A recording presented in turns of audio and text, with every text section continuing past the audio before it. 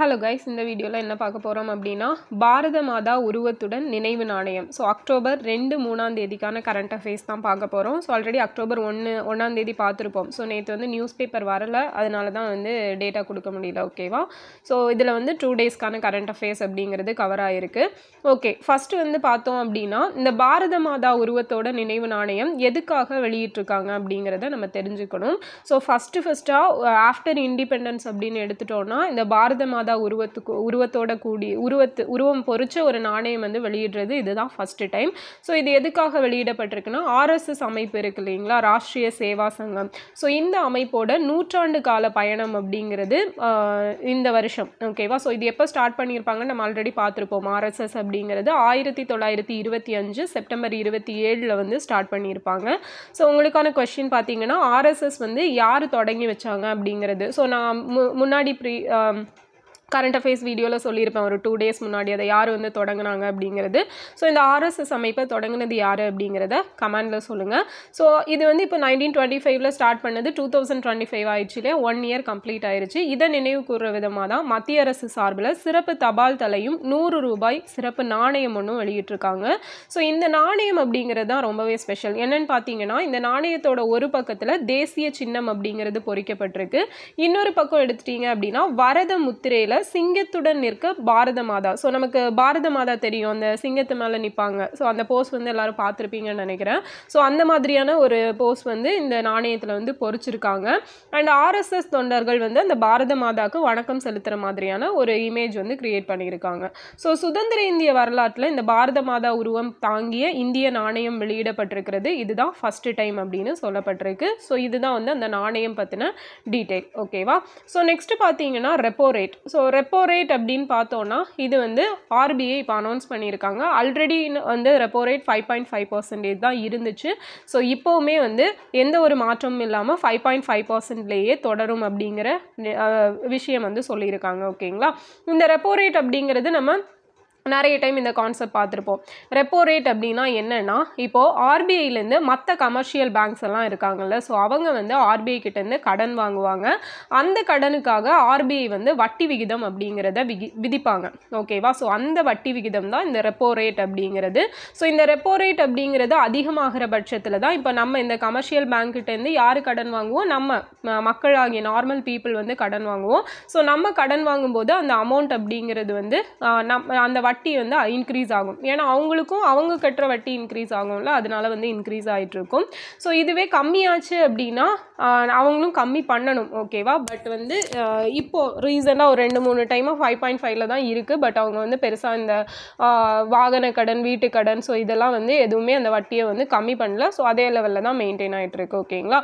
So இதுவே reverse repo rate அப்படின்னு எடுத்துட்டீங்க அப்படின்னா கமர்ஷியல் பேங்குக்கிட்டேருந்து RBI வந்து கடன் வாங்குவாங்க. ஓகேங்களா?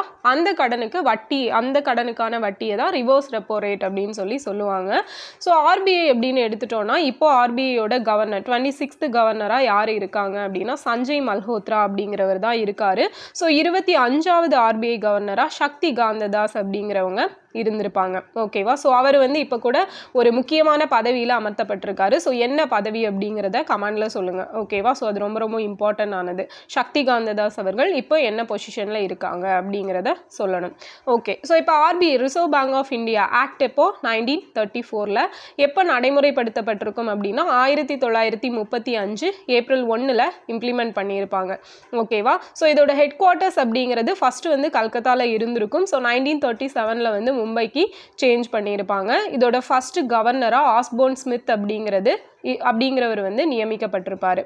ஓகேவா? ஸோ இது வந்து நம்ம பேங்கர்ஸ் பேங்க் அப்படின்னு சொல்லி இந்த RBIயை சொல்லுவோம். ஸோ இதெல்லாமே வந்து RBI ரிலேட்டடான விஷயங்கள். அண்ட் RBIயில் ஒரு ஆளுநரும் 4 துணைநிலை ஆளுநர்களும் இருப்பாங்க அப்படிங்கிறதும் நமக்கு தெரியும். ஓகே, ஸோ நெக்ஸ்ட் பார்த்தோம் அப்படின்னா interstellar mapping and accelerating probe mission. So IMAP. So இதுவே ஃபுல் ஃபார்ம் வந்து கேட்கலாம். So interstellar mapping and accelerating probe mission. So இந்த மிஷன் யாரோடது அப்படின்னா நாசாவோடது. ஸோ நாசா வந்து யாரோடது? அமெரிக்கா இல்லையா? ஸோ நமக்கு எப்படி இஸ்ரோ இருக்கோ அதே மாதிரி அவங்களுக்கு வந்து நாசா அப்படிங்கிறது. And national aeronautics and space agency, ஓகேங்களா, அதோட ஃபுல் ஃபார்ம். ஸோ இந்த ஐமேப் அப்படிங்கிறது எதுக்கான மிஷன் அப்படின்னு பார்த்தோன்னா, சூரிய துகள்கள், ஸோ சோலார் பார்ட்டிகிள்ஸ் இருக்கு இல்லையா, ஸோ அது வந்து எப்படி எனர்ஜி கெட் பண்ணிக்குது, அதாவது ஆற்றலை எப்படி பெற்றுக்குது, அதே மாதிரி ஹீலியோஸ்பியர் அப்படிங்கிறது பூமியை எவ்வாறு பாதுகாக்கிறது, இந்த விஷயங்களெல்லாம் ஆய்வு செய்கிறதுக்காக தான் ஒரு மெயின் அப்ஜெக்டிவாக வச்சு இந்த ஐமேப் அப்படிங்கிற ஒரு மிஷனை வந்து நாசா முன்னெடுத்திருக்காங்க. ஓகே, இப்போ எல்லாருக்கும் டவுட் வரும், அது என்ன ஹீலியோஸ்பியர் அப்படிங்கிறது. ஸோ ஹீலியோஸ்பியர் அப்படிங்கிறது ஒன்றும் இல்லை, சூரிய காற்றால் உருவாக்கப்பட்ட ஒரு மாபெரும் குமிழி தான் வந்து இந்த ஹீலியோஸ்பியர் அப்படிங்கிறது. ஸோ சூரியன்லேருந்து என்னதான் ஒரு வெப்ப காற்று தான் வரும் இல்லையா, ஸோ அந்த வெப்ப காற்று மூலமாக உருவாக்கப்பட்ட ஒரு மாபெரும் குமிழ். ஸோ இது வந்து முழு சூரிய மண்டலத்தையும் உள்ளடக்கியது அப்படின்னு சொல்கிறாங்க. ஸோ இதுதான் வந்து ஹீலியோஸ்பியர். ஸோ அந்த ஹீலியோஸ்பியர் மூலமாக பூமி எப்படி பாதுகாக்கப்படுது அப்படிங்கிற விஷயத்தையும் இந்த ஐமேப் அப்படிங்கிறது ஆராய்ச்சி பண்ணும். ஓகே, இப்போ நாசா அப்படின்னு எடுத்துட்டோம்னா ரீசனாக நமக்கு வந்து ரொம்ப இம்பார்ட்டண்ட்டான ஒரு மிஷன் என்னன்னா நிசார் அப்படிங்கிற மிஷன் தான். ஸோ நிசார் அப்படின்னா என்ன, நாசா அண்ட் இஸ்ரோ சிந்தட்டிக் அப்பார்ச்சர் இல்லையா, அப்போ சிந்தட்டிக் ரேடார் அப்பார்ச்சர் அப்படிங்கிறது தான் நிசார் அப்படிங்கிறது. ஓகே, ஸோ இந்த நிசார் அப்படிங்கிறது நாசாவும் இஸ்ரோவும் சேர்ந்து முன்னெடுத்த ஒரு முன்னெடுப்பு. ஸோ புவி கண்காணிப்பு செயற்கைக்கோள் தான் முக்கியமாக சொல்லணும்னா. இது என்ன பண்ணும் அப்படின்னா, முன்னாடியே ஒரு ½ அன் ஹவர் முன்னாடியே வந்து ஏதாவது பூமியில் அசம்பாவிதங்கள் நடக்க போகுது அப்படின்னா, அசம்பாவிதங்கள் மீன்ஸ் இயற்கை சீற்றங்கள், இப்போ ஒரு சுனாமி ஆகட்டும், நிலநடுக்கம் ஆகட்டும், ஸோ இந்த மாதிரியான விஷயங்கள் எல்லாம் வருதுன்னா அது முன்கூட்டியே அது வந்து தகவல் கொடுக்கும். அதுக்காக தான் மெயினாக. அண்ட் இது வந்து எப்போ விண்ணில் ஏவப்பட்டுச்சு அப்படிங்கிறத நீங்கள் தான் கமெண்ட்ல சொல்ல போறீங்க. அண்ட் இந்த நிசார் பார்த்தீங்க அப்படின்னா நமக்கு இதில் 2 பேண்ட் இருக்கும், ஒன்று எல் பேண்டு, இன்னொன்று வந்து எஸ் பேண்டு. ஸோ அந்த எல் பேண்ட் அப்படிங்கிறது நாசாவை மேக் பண்ணது, அண்ட் எஸ் பேண்ட் அப்படிங்கிறது நம்ம இஸ்ரோ, ஓகேவா, எஸ் இஸ்ரோ அப்படின்னு ஞாபகம் வச்சுக்கலாம். அண்டு இதில் வேறு என்ன அப்படின்னா, இது 12 days ஒன்ஸ் அப்படிங்கிறது நமக்கு வந்து என்ன பண்ணோன்னா அந்த தகவல், அந்த ஃபோட்டோ எடுத்து பூமியை வந்து கேப்சர் பண்ணி நமக்கு கொடுத்துட்ருக்கோம். ஸோ இப்போ தான் கூட ரீசெண்டாக வந்து ஃபஸ்ட்டாக அந்த அமெரிக்கா ரீஜியன், ஸோ இதெல்லாம் அங்கே இருக்க காடுகள் எல்லாத்தையும் அது ரொம்பவே அழகாக கேப்சர் பண்ணி சொல்லியிருக்கு அப்படின்னு சொல்லியிருப்பாங்க. நெக்ஸ்ட் பார்த்தீங்கன்னா இதோட ஆயுட்காலம் அப்படிங்கிறது 5 வருடங்கள், ஓகேவா. ஸோ அந்த 5 வருஷம் இது முடிஞ்சதுக்கு அப்புறமா அதை பூமிக்கு கொண்டு வந்து டெமாலிஷ் பண்ணிடுவாங்க. ஓகே, ஸோ இதான் வந்து நிசார் பற்றின இம்பார்ட்டண்டான டேட்டாஸ். ஓகே, ஸோ நெக்ஸ்ட் பார்த்தீங்க, ஓகே, இன்னொரு விஷயம் என்னென்னா, இந்த நிசார் அப்படிங்கிறது எந்த ராக்கெட் மூலமாக விண்ணில் செலுத்தப்பட்டுச்சு அப்படிங்கிறதையும் சொல்லிடுங்க. அண்ட் அதுக்கு முன்னாடி GSLV F-15 ராக்கெட் பற்றி பார்க்கணும். ஏன்னா இந்த GSLV F-15 அப்படிங்கிறது தான் இந்தியாவோட 100வது ராக்கெட் இல்லையா. ஜனவரி 29, 2025 விண்ணில் செலுத்தப்பட்டிருக்கும் இஸ்ரோவால். ஓகே, அது ரொம்ப ரொம்ப ரொம்ப ஒரு இம்பார்ட்டண்டான டேட்டா. நெக்ஸ்ட் பார்த்தோம் அப்படின்னா லெக்கனபப் ட்ரக். ஸோ இந்த லெக்கனிமாப் அப்படிங்கிறது, ஸோ இந்த மருந்து எதற்கானது அப்படின்னா அல்சைமர்ஸ் நோய்க்கான ஒரு மருந்து தான். ஸோ அல்சைமர் என்னன்னா அந்த மறதி நோய் இல்லையா, வயதானவர்களுக்கு வரக்கூடியது. ஸோ அந்த நோய்க்கான ஒரு மருந்து தான் வந்து இந்த லெக்கனிமாப் அப்படிங்கிற மருந்து. ஓகே, ஸோ நெக்ஸ்ட் பார்த்தீங்கன்னா international day of older persons. So இந்த வயது முதிர்ந்தவர்களுக்கான சர்வதேச தினம் எப்போ அப்படின்னா அக்டோபர் 1 ஓகே, இந்த ஓல்டர் பர்சன் அப்படின்னு நம்ம பார்க்கும்போது வேற என்ன இதில் பார்க்கலாம் அப்படின்னா, மூத்த குடிமக்கள் பெற்றோருக்கான சட்டம் அப்படிங்கிறது 2007 கொண்டு வரப்பட்டிருக்கும் இல்லையா. ஸோ இந்த அதே மாதிரி இந்த மூத்த குடிமக்களுக்கான ஹெல்ப்லைன் நம்பர் என்னன்னு பார்த்தீங்கன்னா 14567 அப்படிங்கிறது தான். ஸோ அந்த 14567 அப்படிங்கிறது எந்த டேட்லேருந்து நடைமுறைக்கு வந்துச்சு அப்படிங்கிறத நீங்கள் கமெண்டில் சொல்லுங்கள். நம்ம ஆல்ரெடி கிளாஸஸில் பார்த்துருப்போம். ஸோ அதை வந்து கமெண்டில் சொல்லுங்கள். ஓகே, ஸோ இதெல்லாமே வந்து மூத்த குடிமக்கள் பற்றின விஷயங்கள். அடுத்தது பார்த்தோம் அப்படின்னா இன்டர்நேஷ்னல் காஃபி டே. இந்த இன்டர்நேஷ்னல் காஃபி டே அப்படிங்கிறதும் அக்டோபர் 1 தான். ஸோ காஃபி உற்பத்தி அப்படின்னு எடுத்துட்டோம் அப்படின்னா நம்ம இந்தியா வந்து எத்தனையாவது பிளேஸில் இருக்காங்க, இந்த காஃபி உற்பத்தியில் 7வது பிளேஸில் நம்ம இருக்கோம். ஓகேவா. ஸோ இது நம்ம 10th புக்லேயே இருக்கக்கூடிய ஒரு டேட்டா தான். Okay, fine. ஓகே, ஸோ அதே மாதிரி பார்த்தீங்கன்னா இந்த காஃபி உற்பத்தியில் இந்தியாவில் எந்த ஸ்டேட் ஃபஸ்ட் பிளேஸில் இருக்காங்க அப்படின்னா கர்நாடகா. ஓகேவா, அதாவது 70% ஆஃப் காஃபி வந்து கர்நாடகாவில் தான் உற்பத்தி பண்ணுறாங்க. ஸோ கர்நாடகாவை காஃபி பவுல் ஆஃப் இந்தியா அப்படின்னு சொல்லுவாங்க. அதே மாதிரி வேர்ல்டு லெவலில் இந்தியா வந்து 7th பிளேஸ்ன்னு பார்த்தோம்ல. அப்போ ஃபஸ்ட்டு பிளேஸில் எந்த கண்ட்ரி இருக்காங்க அப்படின்னா பிரேசில் தான் இருக்காங்க. ஸோ பிரேசிலில் தான் வந்து காஃபி பவுல் ஆஃப் வேர்ல்டுன்னு சொல்லுவாங்க. ஓகேவா. ஸோ இதெல்லாம் இம்பார்ட்டண்டான டேட்டா இந்த காஃபியை பற்றினது. நெக்ஸ்ட் பார்த்தோம் அப்படின்னா இந்தியாவின் முதல் கடல்சார் உருவகப்படுத்துதல் மையம். ஸோ இதனை கடல்சார் உருவகப்படுத்துதல் அப்படின்னா, அதாவது இங்கிலீஷில் சொல்லணும் அப்படின்னா India's first maritime simulation centre. ஓகேவா, இந்த சிமுலேஷன் சென்டர் அப்படிங்கிறது எதற்கானதுன்னா, இப்போ வந்து ஒரு ஷிப்பெல்லாம் இருக்குது இல்லையா, இந்த ஷிப்பில் வந்து ஏதாவது இன்ஜின் கோளாறு இல்லைனா ரெண்டு இதை வந்து மர்ஜ் பண்ணணும், இல்லைனா அந்த ஒரு எமர்ஜென்சி பீரியடில் அதை எப்படி ஹேண்டில் பண்ணணும் அப்படிங்கிற ஒரு பயிற்சி எல்லாமே இந்த இடத்துல வந்து கொடுப்பாங்க. ஸோ அதுதான் வந்து இந்த கடல்சார் உருவகப்படுத்துதல் மையம், மேரிடைம் சிமுலேஷன் சென்டர் அப்படிங்கிறது.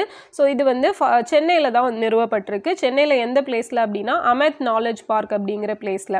ஓகேவா, ஸோ இது வந்து academy of maritime education technology அப்படிங்கிறது இந்த அமித் அப்படிங்கிறது. ஓகேங்களா, academy of maritime education and training அப்படிங்கிறது தான் இந்த அமித் நாலேஜ் பார்க் அப்படிங்கிறது சென்னையில் தான் இருக்குது. அங்கே தான் இந்த சிமுலேஷன் சென்டர் அப்படிங்கிறது அமைக்கப்பட்டிருக்குது.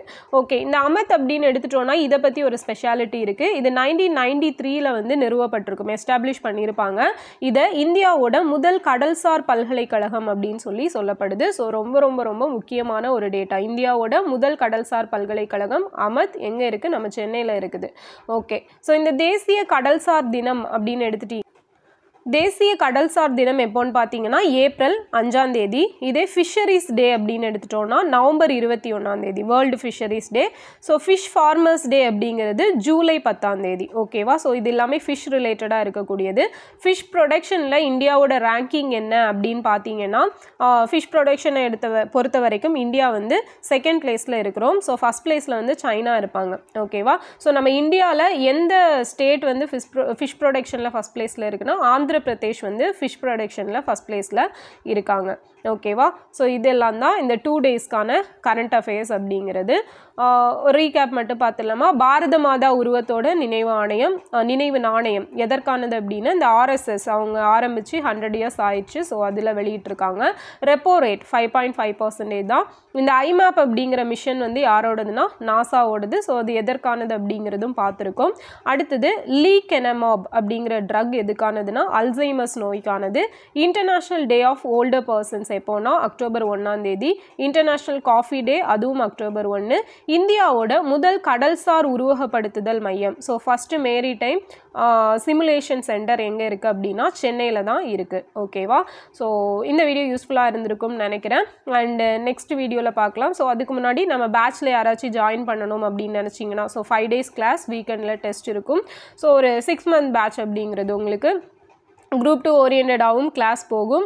ஸோ மெயினாக பார்த்தீங்க அப்படின்னா அப்கமிங் எக்ஸாமுக்கு ஃப்ரெஷ்ஷாக படிக்கிறீங்க அப்படின்னா ரொம்ப ரொம்ப ரொம்ப யூஸ்ஃபுல்லாக இருக்கும். அண்ட் குரூப் 2க்குமே ஆத்தர் புக் படிக்க உங்களுக்கு கஷ்டமாக இருந்துச்சுன்னா இந்த பேட்சில் நீங்கள் ஜாயின் பண்ணிக்கலாம்.